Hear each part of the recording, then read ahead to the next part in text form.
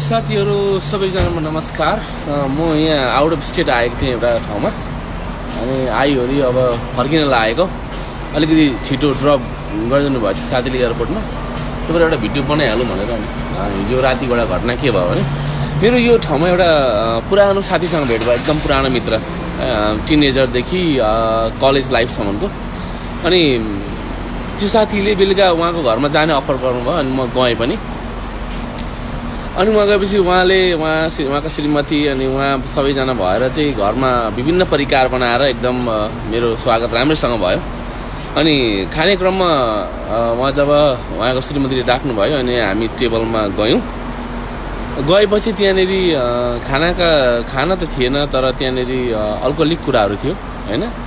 अनि उहाँहरूले अफर गर्नुभयो, अनि मैले यो त मैले 8-9 वर्ष भयो छोडेको, म त खाँदिनँ भनेको। साथी रिसायो, पुरा रिसाउला जस्तो गरेर त है। अब कसरी चाहिँ जिन्दगीमा रमाइलो हुन्छ यार रक्सी नखाइकन। अमेरिकामा आइएको छ है, 8 घन्टा 12 घन्टा काम गर्नुपर्छ, यसो विकेन्डमा बेला बेला चिरिप हान्ने भने त जिन्दगी बोरिङ भइहाल्छ नि अरे क्या। रक्सी नखाँदा जिन्दगी बोरिङ हुन्छ अरे। हुन त म पनि पहिला खतरा हो होइन, म रक्सी खाँदिनँ थिएँ, म नुहाउँथेँ रक्सीले है। धेरैपल्ट श्रीमतीहरू पनि रुवाएको छु।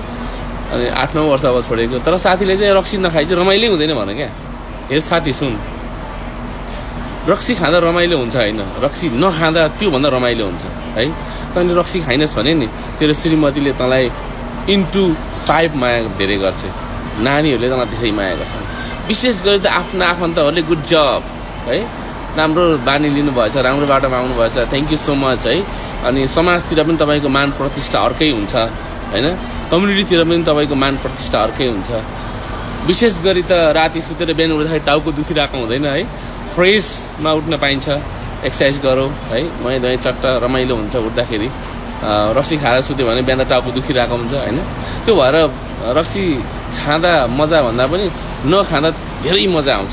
त्यो भएर प्लिज है, सक्नुहुन्छ भने इट्स नट कम्पलसरी होइन। तपाईँको कसैको हेबिट होला, कसैको रमाइलो लागि खानुहुन्छ होला, तर नखाँदा चाहिँ त्योभन्दा पनि डबल रमाइलो हुन्छ है त। किनभने म एउटा एक्सपिरियन्स हो, खाने मान्छे हो, अहिले खाँदिनँ होइन।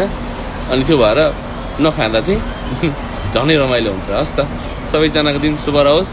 विशेष गरी तँलाई नखाएर हेर कति रमाइलो हुँदो रहेछ जिन्दगी।